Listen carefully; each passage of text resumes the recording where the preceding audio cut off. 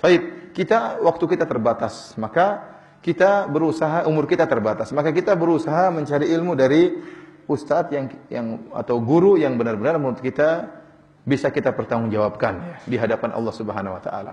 Ibnu Sirin dalam Muqaddimah Sahih Muslim, diriwayatkan oleh Imam Muslim dalam muqaddimahnya, dalam muqaddimah sahihnya, Ibnu Sirin berkata, "Inna hadzal ilma dinun, fanzuru amman ta'khuduna dinakum." Ilmu itu adalah agama, maka lihatlah dari mana kalian mengambil agama kalian. Artinya tidak sembarang kita menuntut ilmu. Harus cari tahu orang ini berkompeten untuk menyampaikan ilmu agama atau tidak. Kalau tidak berkompeten, maka jangan menuntut ilmu dari dia. Apalagi di zaman sekarang ini, banyak orang hobi bicara tentang agama, meskipun dia bukan ahlinya. Meskipun dia bukan ahlinya, ya. Yang berbicara tentang agama banyak. Ya. Ustadz juga berbicara, ya. Dokter hewan juga berbicara tentang apa? Ilmu, ya. Ahli kimia juga berbicara tentang apa? Ilmu, ya. Tukang proyek-proyek juga apa? Kontraktor juga bicara tentang apa? Ilmu agama. Jadi orang banyak suka nimbrung tentang bicara agama, ya. Ya. Jadi banyak hobi bicara agama. Oleh karenanya semakin samarlah mana yang ahli ilmu yang sebenarnya. Artis juga berbicara, artis juga apa? Berdakwah. Pemain film juga berdakwah. Penyanyi dangdut juga apa? Ceramah. Jadi karenanya orang-orang ya akhirnya disangka semuanya sama, padahal tidak sama. Ini sudah diisyaratkan oleh Nabi sallallahu alaihi wasallam. Innallaha, kata Nabi sallallahu alaihi wasallam, innallaha la yantazi'u hadzal ilm intiza'an, walakin biqabdil ulama. Sungguhnya Allah tidak mengangkat ilmu ini dengan tiba-tiba, tapi dengan mewafatkan para ulama. Hatta idza la yubqi aliman ittakhadha an-nasu ru'usan juhala. Fasu'ilu fa'aftau bi ghairi ilmin fadhallu wa adhallu. Maka tatkala ya, tidak tersisa seorang alim pun, maka orang-orang pun mengambil orang-orang bodoh sebagai ulama, diangkat sebagai ulama. Maka mereka ditanya tentang ilmu, mereka berfatwa tanpa ilmu, maka mereka sesat dan menyesatkan. Ini bahaya ya. Apalagi mulai sekarang mulai muncul orang-orang yang belajar agama di luar negeri, di negara-negara kafir. Belajar agama di Amerika, belajar agama di Inggris, kemudian pulang jadi liberal, berbicara tentang halal dan haram ya. Mengerikan ya. Dengan berbagai logika ya, memudah-mudahkan masalah agama ya. Ya akhi, saya sering sampaikan kalau misalnya ada seorang dokter sedang akan melaksanakan operasi di ruang operasi.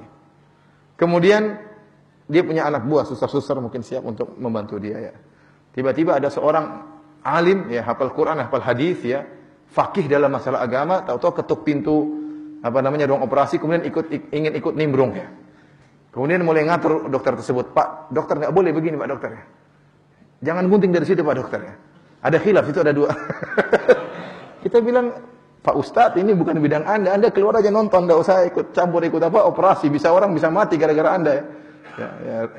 Ini kita bilang, ini Pak Ustadz salah tempat, nggak boleh seperti itu. Meskipun kita bilang dia pakar agama, dia ahli baca Quran, ahli hadis, tapi bukan bidang dia nimbrung dalam apa? Dalam masalah operasi, ngawur ya.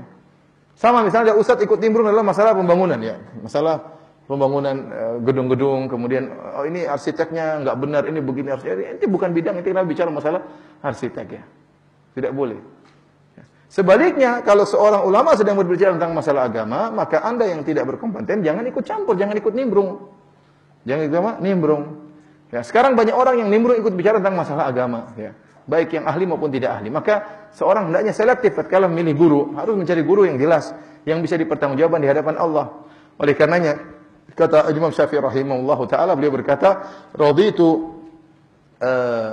Malikan, saya ridho Imam Malik sebagai hujjah di sisi saya di hadapan Allah Subhanahu wa taala ya." Dia mengatakan, "Saya ridho Imam Malik sebagai hujjah saya di hadapan Allah Subhanahu wa taala." Jadi kalau Allah bertanya kepada Imam Syafi'i, "Siapa gurumu?" Kata Imam Syafi'i, "Saya akan mengatakan guru saya Imam Malik ya." Kenapa? Karena Imam Malik adalah orang yang ahli, yang pantas untuk diambil ilmu darinya ya.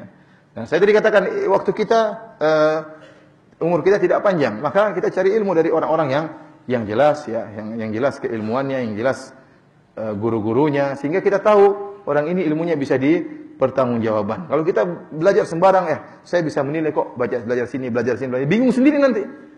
Bingung sendiri. Kemudian dia ingin merajikan mana yang benar, mana yang salah, dia bingung sendiri, waktu habis. Ilmu tidak maju-maju, itu saja ya. Boleh cari dari ustadz yang benar-benar kita bisa pertanggung jawaban ya. Karena banyak orang sekarang menyampaikan ilmu tanpa dalil ya dari Al-Qur'an maupun sunnah Nabi sallallahu alaihi wasallam.